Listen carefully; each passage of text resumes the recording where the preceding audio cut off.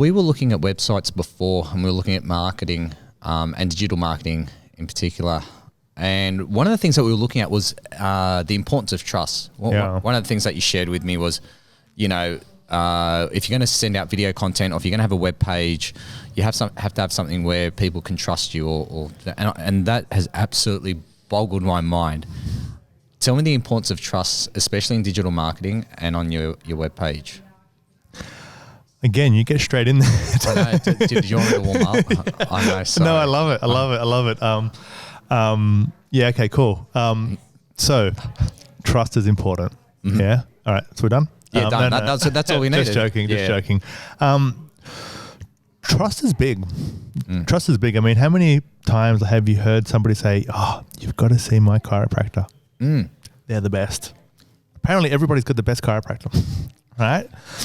So I think that's why it's so important to get a referral, right? Because it's instant trust. It's trust in somebody else's opinion that you trust, yeah? It's much harder online. It's much harder in the digital space because everybody can say stuff, right? But it's hard to know actually who's the company that's for real, right? And it's so full on these days, especially with Facebook ads, and everyone's an expert and everybody kind of has experience and everybody kind of has the case studies and everybody has the website. How do you know the company that is actually going to deliver? About half an hour ago, we were just talking about how to make the tonykiss.com.au website successful, right? Now, you've got somebody like me who right? But then if you didn't have me, how would you know the company to speak with? What would you look for, right? Because obviously it's hard, cool. You say, okay, cool. So I've got a website, I'm confused or whatever it was. Yes. So what was your experience of it, Well, the whole experience was when I came to Alex, I said, look, I've got a website. I need it to work. I need to get more traffic there. And then so the question that you've put out there, why have I come to you? Why do I trust you with my business?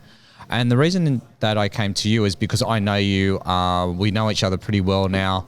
I know your work and I really respect your work and I know you get results. So that's where the trust comes from. It's from knowing your work really, really well. So that was nice and easy. That was a no-brainer. If I didn't know you, wow, I don't know. So what would you look for? Okay, the second point I'd go for is if I didn't know somebody like you, I'd actually look for a referral. So a friend of mine that's in business that was looking for the same thing and got the result they wanted. So that would be my second point of view. Right. Yep. Now, what happens if you contacted all your friends and everyone who you knew and you still couldn't find a company that was trustworthy because the contacts out there, they don't have one either? Yep. Then what do you do?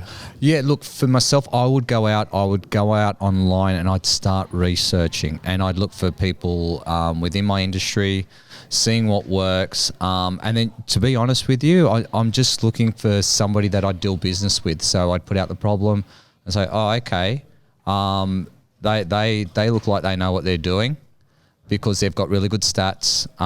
They've got a bit of a video link and it's really easy to deal with. So it's got to be easy for me. Okay. But I wouldn't make a quick decision. I'd most probably be a person that would take weeks before I'd make my... That's pretty quick still. Is it? I think to hire somebody to help you in the digital space, you're probably going to take some time, right? Yep. But it applies across the board, I think it's harder if it's... trying to find a service provider because that's a person, right? Yep. Or it's a company of people. Yep. Yeah. And so I think,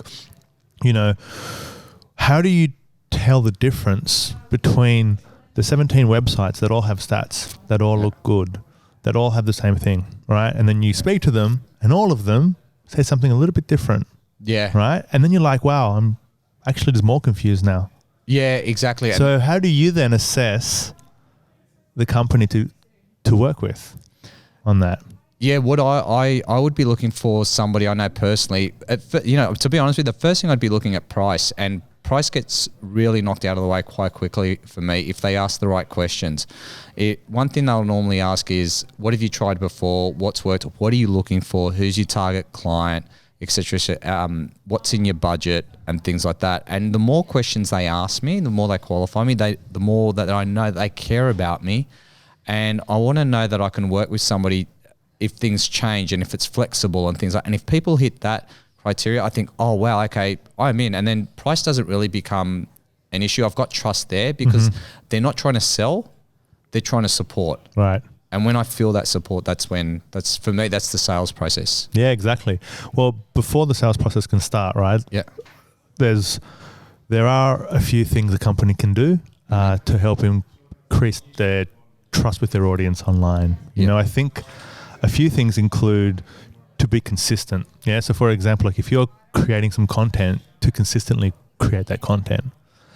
I think adding value is super important. Yeah. And creating some content like this content, right? That is all about, you know, just providing value, like enough, and to not ask to receive anything back, you know, and to be consistent in that. I think the whole kind of experience of the customer, yeah. So from the point that they have come to the website to connecting with the salesperson or not, and the whole experience is a component of that as well. I also think there's other parts around it in terms of, say for example, the reviews online. You know, that's a thing that people are going to be looking for, right? But not too many good ones, because if there's too many good ones, and there's,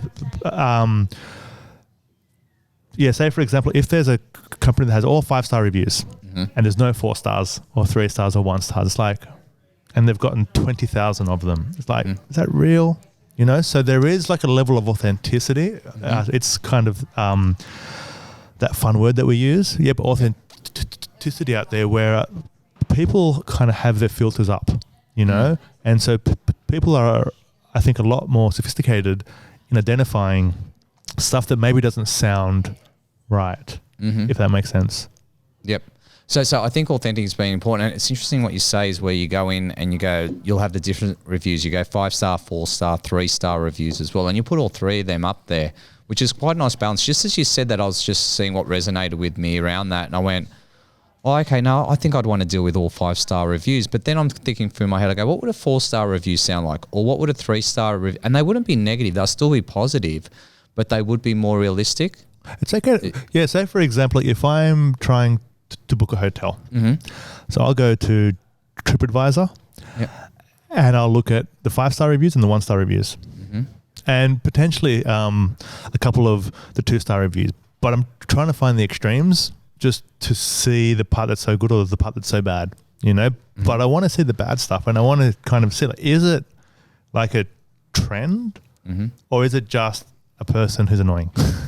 Which happens out there as well, right? Like who has extremely high expectations and who's not the best person to have like at that kind of hotel, right?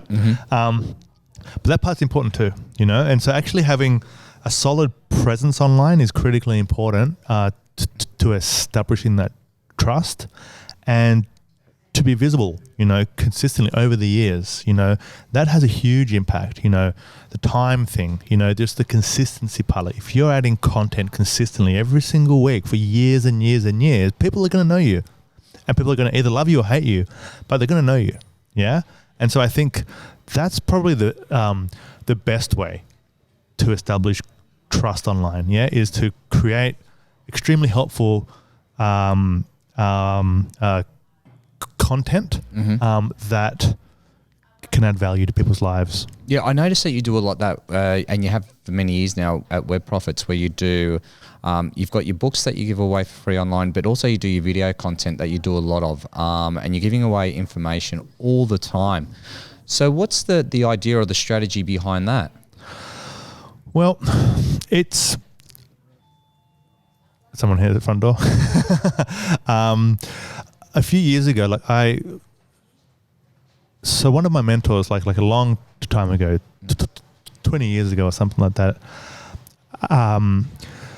his name was Jay Abraham, yeah? And he's like a marketing expert. Like he's still around today as well. He's excellent, right? The guy's a guru. He's a guru, right? Yeah. And so all of the greats have studied under him, you know what I mean? And kind of his whole thing is to be preeminent, is to be seen as the expert, is to be seen as the thought leader. He said that positioning is the best of all of the positioning out there, because then people come to you because they trust you. That was 20 years ago. It was a lot harder back then, but today, with all the stuff in terms of, say, Instagram and Facebook, and all the social media, actually providing content on a regular basis, it kind of establishes the company as an authority. That's such good positioning across the board, in terms of actually helping us attract the types of companies that we want to work with, if that makes sense. Yeah, it does. It's almost like that final frontier where you're moving through, and it's only the strongest will survive through that final frontier. And then as long as you stay around long enough and you're consistent with your marketing and your content delivery, that you will actually get that reputation of being the expert or the authority in that field. Whereas I think one of the problems that we've got here in today's modern times, we can have somebody who's Insta famous or Facebook famous, and they're claiming to be the expert, but we're seeing also a lot of them fade away quite quickly. Like their success is quick and they fade away quite quickly. What would you say to somebody, let's say like myself or another business person, who has people like that as competition? It's a good question. I think the world is full of that, and I think it's about having the long-term mindset. It's about kind of heading into it just saying that this is going to happen forever. And so trying to find a way to make that actually work, so to ensure that however you create that content, that it's sustainable. It doesn't have to be the sexiest stuff or the most kind of professionally produced stuff, but the content has to be good. And if the content is good and it's consistent, then it's going to add value. There's a lot of content out there that looks professionally done, but the substance is not there. So it's all about substance. And the better the content, the better the advice, and the more, I guess, disruptive or counterintuitive it is, the better it's going to be, because it takes somebody confident that has experience to say stuff that is kind of a counterintuitive, but still correct, if that makes sense, right? Because it can easily get shut down online. It's so easy to put out, to have an opinion online and to have a huge discussion, from people who disagree with you. Yeah, look, I've got a few friends in business, and one in particular that I'm thinking about. She's going through a part where she's running a great business, but she's getting some interesting feedback online, and it's not positive, it's all negative. And it's only about 5% of the feedback that she gets. However, that 5% is being really damaging towards her bottom line. So, and the people that are throwing out the thing, they're either competition or just those whingers. How would you deal with something like that to protect your brand or your image? Can you tell me what kind of company it is? Or it's in the food industry. So it's okay. So if it's like a restaurant of some sort, and there are people out there that are giving some bad reviews. I mean, that's really, really important for restaurants, right? Really, really important. So one of the things I would do for a restaurant is I would have a way to what's the word? To encourage people to post a positive review or just to post a review. Oh yeah. Unfortunately, people need to be motivated to post a review oftentimes, right?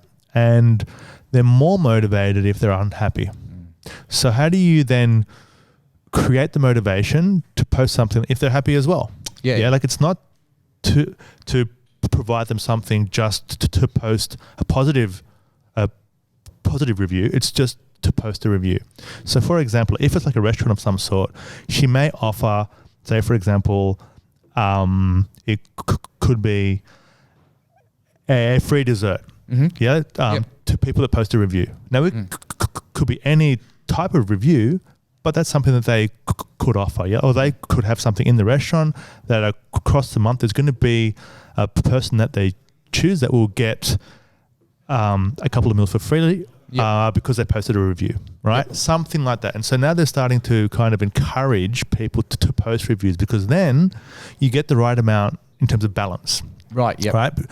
That's the only problem in terms of reviews, right? You need to find a way to kind of automate it, to ensure that also the happy people are also talking, because most of the time it's the unhappy people that talk. Yeah. But I'm the same, right? Like, I'm extremely happy with everything I see. Yeah. But there's going to be like a bad spot that I go to one time that are just extremely rude. Yep. Wow. I'm so much more motivated to post a review now. Yeah. Right? Because I don't have any other out. Like, I'm just like, well, that's all I've got. Yeah. At the moment. Right. And so that's bad for restaurants, that thing. Or any business at all. Especially for restaurants. Yeah, for sure. Especially for restaurants, because everybody has a look at the reviews, star ratings and stuff like that. And it affects all of the rankings in terms of, say, like the Google Locals and TripAdvisors and stuff like that, right? Yeah. And so to find a way to get people to post a review, that's going to be the key for her. Yeah, you know? Absolutely. It's quite funny you say that about reviews. I actually look at reviews as well, and I must be a sensitive shopper or a buyer. Basically, if I get one or two negative reviews, I don't care where it's coming from. I don't think about the source of it, but it's enough for me to deter me from actually purchasing from that site. Ah, so if you see some negative reviews, that's what happens, huh? Yeah. Because Wow. I'm trying to flick through as much information as I can. And if I get one or two, I go, yep, that's enough for me, and I'll move on to the next. Right. And so some more advanced tactics now, right, is that you probably would have had a look at the website already prior to searching to find the reviews, right? So what a company could do at that point is to start to retarget the people with ads and to show them content, or to show them some information that's helpful, you know, to start to establish that trust through consistency of content, you know, because at some point as well, like if you see some, like a specific ad time and time again, you're going to start to go, I kind of like this company, like, or you're going to hate the ad, you know. Yeah. But like assuming that it's a good ad, like, and say for example, like it is for food or for something that's like a purchase or something like that. There's a lot of things that the company can do to advertise specific messages to support that trust.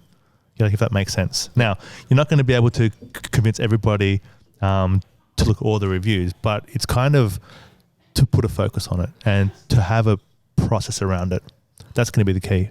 Okay. Well, with a business itself, like if we go back to Jay Abraham's example, and also what you do at Web Profits as well, where you're playing the long game. The long game. Definitely. When you're pumping out content, what's the shortest you can play the long game for to be successful? On a serious note, because Are you hacking this right now? No. What's the shortest to play the long game? Yeah, because I think some people just give up just before they hit that tipping point. It's a hard one, right? Because how long do you persevere for is the question, yeah. Well, the challenge is when people start to put out content and just expect that people will find it. Yep. They're not going to find it. Maybe you could be lucky.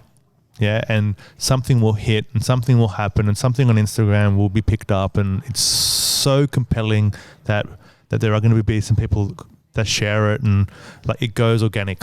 You're like it. Yep. I mean, in terms of the followers, and so everyone starts to see that content. That's for 1% of the businesses out there. So for 99% of the businesses that are producing content, they need to get people to see that content. Otherwise, what's the point? Yep. So creating content just to create content, but not having anybody see it, that's a huge mistake. Yeah. Right? And so that's like just starting there. Yeah.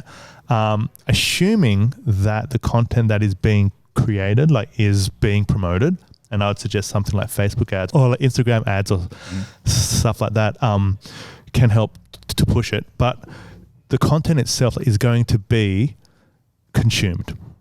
Yeah. It's important at that point to see the feedback and to stay consistent. Now, how long should a company be advertising that content?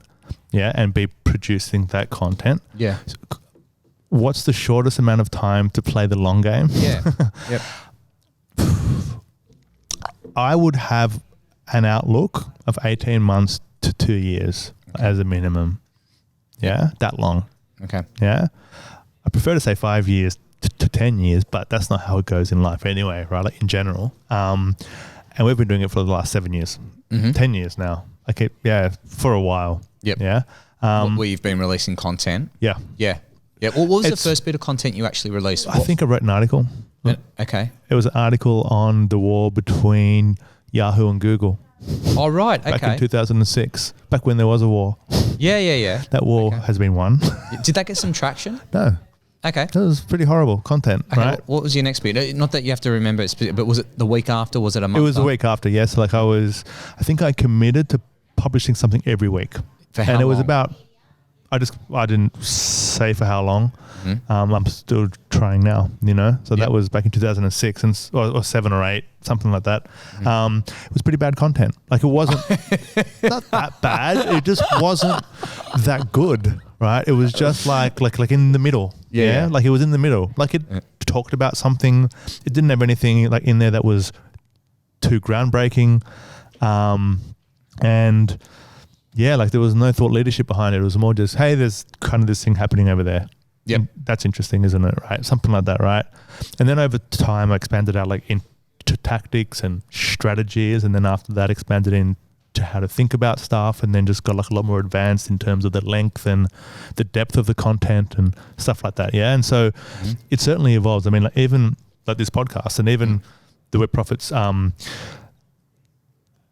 Digital Insights series, like the first time I stood in front of a camera, I actually sat down and it was up here and I had like a really cheap camera. Like I'm just looking at the video person right now. He would have been so disappointed in the quality of that content, but I just had a camera, just sat down and I just spoke to camera without a script and just I just recorded it. Yeah. It took me about 3 hours for a 6-minute video. Yeah. Because what do I know about recording a video? Don't worry, we've all been there, mate. I've done the same, don't I? And it just evolved over time, right? And the one thing which I've been confident in is putting stuff out that's not perfect. Yeah. I'm okay with that. Yeah. It gets harder the bigger the company gets and the more kind of prestige the brand might have, or if there is a brand now, because if you're putting out stuff that's just dodgy, I mean, to terms of actually how like it looks and stuff like that, maybe that can affect the brand, And I think that actually holds a lot of people back. Yeah. A lot of people back say, look, cool, so I can make some content, I have something to say, but it's not going to look good, or it's going to sound thing, or it's going to look kind of like homemade or something like that. Yeah. Yeah. And so that kind of stops people. Yeah, I hear that a lot, Alex. Well, because it's a thing, right? Yeah. I'd suffer with that a bit as well. I mean, who doesn't? Because everyone, wants to present the best version of themselves in their company. Yeah. Right. And so then they're like, oh, well, if I do it like that, that's not going to look that good. Right. And then all of a sudden the company isn't going to be seen the right way. And that stops people. But then but what's the alternative? Just to not make the content? Not make the content. That's right. And you're never seen. And then you're never seen. And then you don't build that trust. Yep. Right. And what's interesting is with content is that it's the lowest cost way to stay or to communicate on an ongoing basis, providing value to an audience. Yeah. Like just creating it, like it's the hardest part about it is actually to stand in front of the camera or to write the article. You know what I mean? That's kind of the hardest part, but it's important to put it out there. Why do you find it hard, or why did you find it hard initially? Well, you don't know what you're doing. You have an idea. So like if I have a look at, say, for example, the videos, right? The first video I did had no lighting, had a pretty dodgy camera, had a pretty bad frame, had bad sound. It was like pretty much because I didn't know anything at the time, and I was like, okay, cool. I'll just create a video because that's what I want to do, and I'll just make a video and I put it out there. And I put it out there, and some of the feedback I got was like, wow, that looks pretty like naff. just from some friends I know and stuff like that. But then from the market, they liked it. Plus I'm on the camera and I'm talking about my stutter because obviously I've got a stutter, and I'm just like, look, I got a stutter, but look, I'm going to talk about conversion rates. I think that was the first one, right? It's about conversion rates. Okay, yeah. And let's put it out there. And then the feedback was good. Yep. And then... Did that build your confidence to do the second? Definitely. Yeah. I was like, wow, and then after about 10 of them, we started to get some people actually speaking to us because of the videos. So that was only like 3 months in. That's pretty good. You know? That's a good conversion. If you're doing 10 good. videos, it's really cost you time at this point. It's time only. Yeah, I mean, I had so I had a camera. It was a pretty cheap camera at the time as well, you know. I didn't have any support around it. I didn't have any lights. I didn't have, I didn't have anything. But yeah, and so that was enough. Yep. To start with, you know. So I still tried my best, you know, to make it look a certain way. Yeah. Yeah. But it still, compared to these days, looked like a backyard job. Yeah. You But know? I've got to be honest with you. I've actually followed your video career from a very early age up until now. And sure, equipment's gotten better, but you've actually evolved with being on a camera and speaking. You're a fantastic speaker now, and you're great on camera as well. And I say that also when I show other people. I go, oh, okay, we're doing a podcast. This is Alex. And a lot of people go, wow, he's really good. Oh, yeah. He's been doing this for a while. Yeah, sure. Right? So, yeah, right. And I think that's the other thing, where somebody's going to watch somebody like yourself and they could get intimidated, where really they should get inspired to go out there and give it a crack and get on a camera going, well, okay, well, Alex has got on camera. He's put himself out there. Yeah. We might as well all do it. Yeah. You know? Yeah. Hey, look, if I can be the one who intimidates others because of how professional I look, well, I call that a win. That's not how I feel, right? I just, like, I think this is the other part. Like, and I think we had this conversation starting this podcast, was like, look, we haven't done a podcast before properly, you know, like I've tried. Yeah. You know, like, how's it going to flow, and, you know, like, how's our structure going to be, like, and how are we going to actually, like, engage, you know, with our guests and stuff like that, and, you know, how's that's all going to work? And we said, hey, listen, the first one's going to be the worst one. And certainly it was. Yeah. And the second one got better, and the third one got better, and I think we only started to release them after the third one. We were like, yeah, no. So we still tried, but then we tried again, again, right? Now, it's never going to be like as good as the 1,000th episode. Yes. It can't be. I think people have to be mindful of that as well, that if they're going to go out there and give it a crack, especially if they're new in the industry, not new in business, but new in the industry, okay? So they could be around for a while, and they could be one where they were just supported by a word of mouth sort of clientele, right? And now they've got to go out to marketplace. So they're new to industry. I think they should still jump on the camera, because they've got to get a voice out there, and people have to get to know who they are. Now, I've watched a few people, including yourself, and we talked about trust. If you're doing a piece to camera, if you're doing something for video, how can you gain quicker trust or instant trust with an audience that don't know you? Well, this is your thing. So I'm going to bounce back to you. Just so you know, like, I started to work with Tony about 4 years ago, 4 years ago, just to help me speak in front of the camera better. And it's been awesome. I think actually, just before we jump back to your point, the biggest thing that I got from Tony at the very start, and there's been quite a lot, was you just have to be more Alex. You just have to be more you. I'm like, who am I? I don't know who I am to, you know, to be more of that. You know, I'm getting there, you know, and I think, like, I look at kind of some of the biggest kind of influencers in the podcast space, the people that have all the top podcasts, and they're fully themselves, fully, right. Oh, well, I swear. They are like the extreme version of themselves, obviously, because they've gotten the feedback and it's been good, that they can be themselves. And so I do think that there's something about becoming more comfortable in who you are on camera, and not to be something that you think people want, but to be yourself. That's hard. Yeah, that's it. And look, the only way that comes about, and we both know this, is by doing more mic time or stage time. That means getting on that camera a lot more, getting on the microphone a lot. Like, this just feels normal now for you and I to talk. Yep, right? definitely. Yep. So, but it's been recorded, and, you know, hundreds of millions of people listen to this. But there's that art as well. And I think also, so if I was going to coach somebody through how do you become authentic or get trust online from doing a piece I'd say the first thing was, don't try to look so good. Don't be so professional. Just be you. And that's really hard, because you don't know who you is. Exactly. Right? That was the hardest thing. I'm like, Tony, you tell me who I am. Yeah. And you're like, oh, just that part. You know, like, kind of like how, like, you say that. Yep. I'm like, oh, that's me. Yeah. You know? And so it's the same thing. And so how would you, you know, just give advice to somebody to be themselves? Like, you know, because, like, it's a hard thing to think about, you know? Like, I kind of experience it. I'm like, I don't know what that actually looks like. Yeah, to do that, I think you've got to take yourself out of your own mind. So what you've got to do is think about your product or your service, whatever that may be, and think about what the end product or service, what it delivers, right? And then put yourself in the position of that person. And then you've got to think about what struggles are they going through right now, or what problems might they have. And then talk from a level of being absolutely sincere where you understand their problem. So if it was something like public speaking, you'd go in there and you'd talk about the truth. You go, hi, how are you? I'm Tony. Today we're going to talk about how to overcome the fear of public speaking. And I know myself, I used to be in that position as well. And I'll tell you what, many years ago, I went through this and then I did some training. And from that training, I was able to get up in front of a microphone and say, I'm lucky enough now to have enough people to come through my courses and my training programs to actually do that. Okay, so what I'd be saying to you is if you genuinely have this fear of public speaking, but you know you have to or you want to, just give me a call. I'll give you 30 minutes for free or something like that. Yeah. And then I'd go on. So we'll be going with the principles. So you're just being like relaxed in how you talk. That was very, very relaxed and kind of like a little pitch, which was great. Yeah, thanks. You should go to him too. He's great. But to get to the point where you can just talk like you're going to talk to like a friend or to somebody in front of you. Something happens on camera where you get a camera up and all of a sudden you're like, so welcome to the video.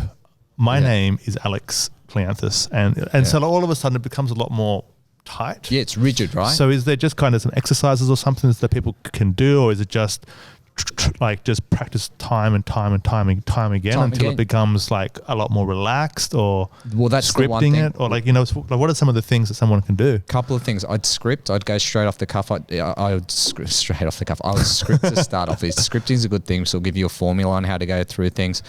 Alex, I think that the biggest thing is when you're on camera or when you're on a microphone on a podcast, is that you don't care about the outcome. You really don't care whether, and when I mean that, you don't care whether you're being liked, if you sound awesome, if you look good, if you do anything like that. You're not worried if you sell that product, yes or no. But what you want to do is you want to actually have a genuine connection with somebody out there listening to this who's going to resonate with that, and you're being you. And that takes a while to get used to it, actually to tap into that. And then, so when we're going back to trust, I mean, like you look at, there's two, I think we're talking about trust online and how do we get that on the internet. I think what we've discovered here, it's a two-prong approach, is go out there, deliver the content and do it time and time again, right? Script yourself. I think that's the key, isn't it? Yeah. And then start getting feedback on how it's helping people out and how you're sounding and what you're doing really well. And I think there's an evolution of that. And I don't think there is a shortcut. I really don't. So then with that in mind, I think it's sometimes hard to get some feedback from people that will give you honest feedback. Yeah. So what I would suggest, get a coach. It's pretty good to tell you so you're straight. You might cry for a little while, but I'm all good with that. The guy cried for a little bit just in that moment trying to figure out who I was, but it was actually helpful, really, really helpful. So highly recommended. But to really put some money behind advertising your content. Mm-hmm. Yeah. And I would start with Facebook ads. Yep. Yeah. So Facebook, Instagram ads, right? Start there, right? Because you're quickly going to see how people engage or not. And if you're getting any people actually starting to comment or to like or to heart it or whatever else it is, that will give you some feedback. Yeah. If people are not engaging with it, that's some more feedback, But I like your point about just being consistent and just putting stuff out there, because like as much as I practiced that first time that I did the first video, it was still nowhere near as good as it was a couple of years later. Doesn't matter how much I practice it, because there is something to putting stuff out, like to put stuff into the wild and see what happens with it. Like you can't continue to record stuff and to never release it, because then you don't really improve, right? Because that pressure of hitting the publish button and promoting it isn't there. And so we're talking a lot about the video side of things, and I think that's because that's where trust is built fastest. Yeah, right, okay. I do think that, I think especially with social media these days, the right type of content, the right type of angle, you see the person's personality, it's easy to see the facial expressions, it's easy to get a different type of engagement. So certainly I think the best way is to create some video content. But there are other ways of doing it as well, in terms of, I say, for example, static images or consistency of the content and actually having some articles that are awesome. That's good too. But video is like the number one. Because you get to see the person, and that's critically important. Have you got any data on the popularity of, is it like Facebook stories or the Insta stories? You know how you go through and they've got the little video clips and all that. I'm seeing that's becoming more popular, but have you got any data on that, on how popular that is? IGTV is extremely popular these days. I don't have the stats on me right now, unfortunately. Maybe we can add some of those stats into the show notes. It's certainly like I would be creating the same piece of content, and I'll be uploading it on to LinkedIn, onto Instagram, onto Facebook, and on to YouTube, and just seeing the place where I'm getting the most engagement. Yeah. It's the best way to do it too. And is it, I mean, like, I like it because people are already conditioned to give feedback on these platforms. Yeah. There's a conversation where like you want to create content that is specific just to that platform, like, and not have the same content across every platform, because if someone like is following you across all of them, then they're going to see that content like is going to be seen by them over and over again. Yeah, it's just a repeated process. But I don't know if I agree with that as much. That's assuming that you have a high organic reach. Yeah. That's assuming that that person like is on that platform at that specific time. Your biggest challenge is just to get people to see your content organically. Yeah. I'm also saying that it's good to spend some money on advertising that content. And if you're going to advertise it, that's on Facebook. Yeah, but I would still upload it on to LinkedIn, like if it's specific for like a business audience, and on to YouTube, because that's a place as well where you could get like a bunch of organic traffic potentially.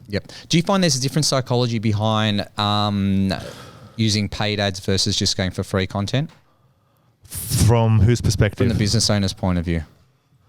I do think that. I think that a lot of people in business treat content as some type of, what's that word?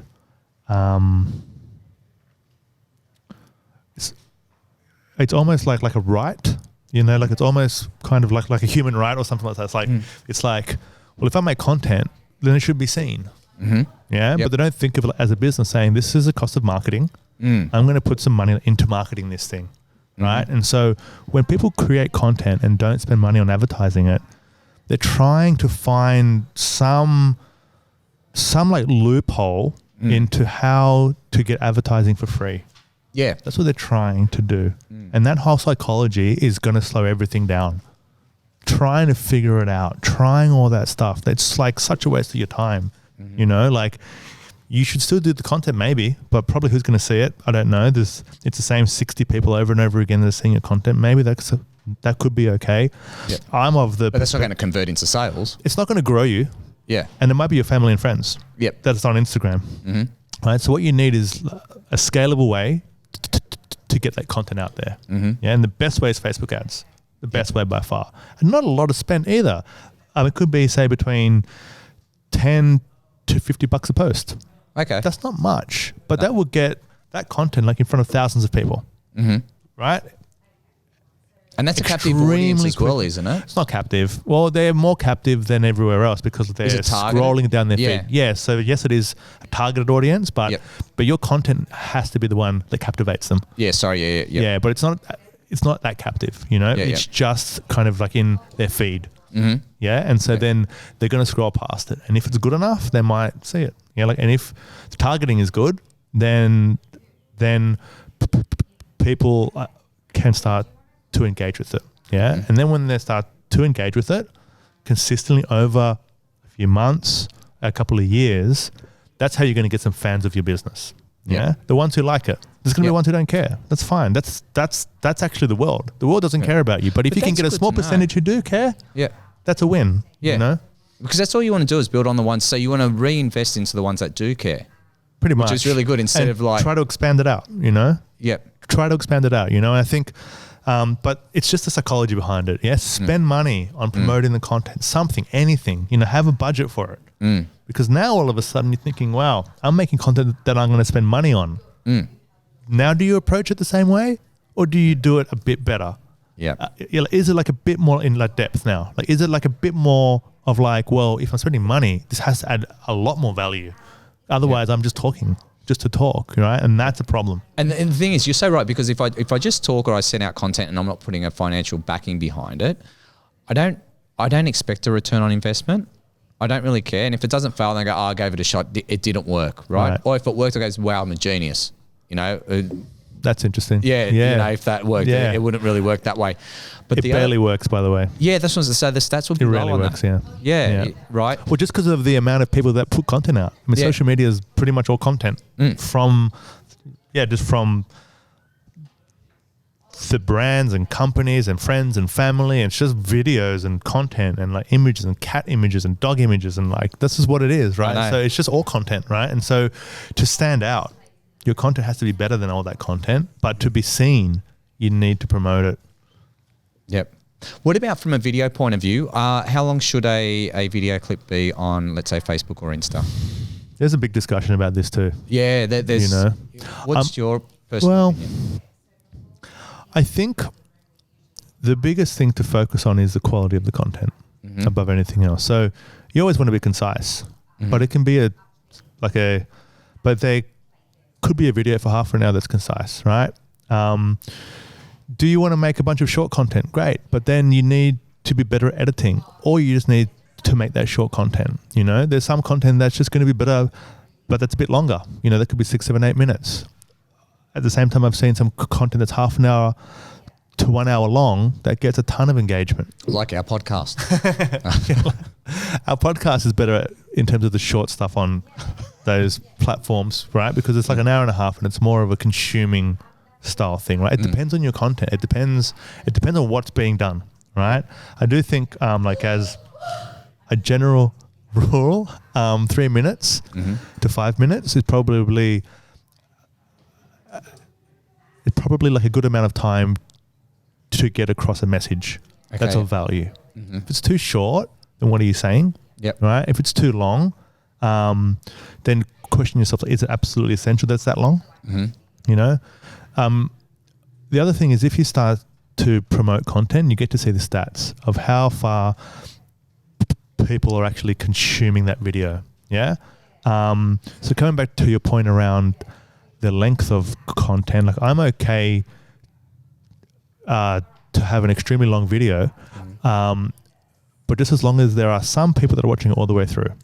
Yeah, so if I've got a small percentage who have seen 100% of the video, then I'm happy, because I know that everyone's going to be different. Yeah, and the majority are probably going to see it for under a minute, and so make sure all the good stuff at the very start, right? But I also want to have content that the people who want to consume are going to consume it all the way through, because they're going to be the fans. Yeah, right. Right. Yep. And so that's the perspective I have. It's not a common perspective, I guess. And there's a lot of different kind of opinions out there on that. Absolutely. Alex, we have spoken about trust. We've talked about the success of a digital marketing campaign, about being consistent and going out there and just giving it a shot, and then also investing into your advertising.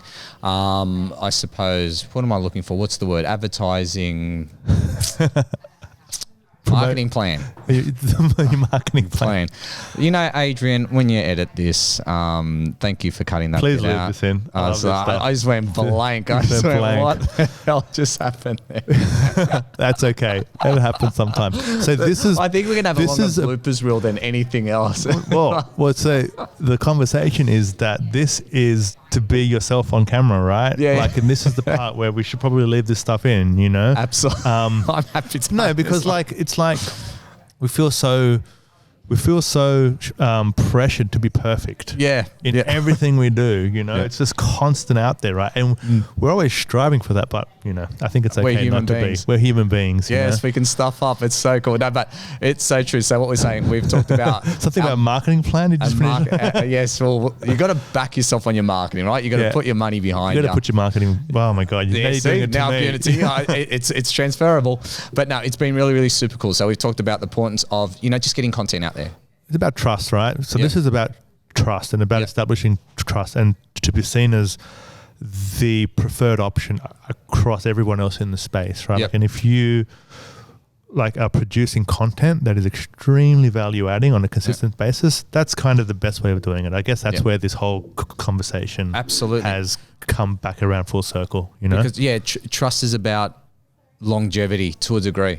If I'm around long enough and I'm consistent enough, then people will trust me. Yeah, right? definitely. And that's what it's all about. And that's what people have to understand. I Definitely. love it. Alex, thank you. Thanks for the chat, Tony. This has been fun again. It's been a good chat. It has been. All right, mate. I'll see you next week. Yeah, you will. We got Jack DeLuca on next week. Do we? Yes. Great. Yes. Very excited about that. Yeah. This should be a good guy. chat.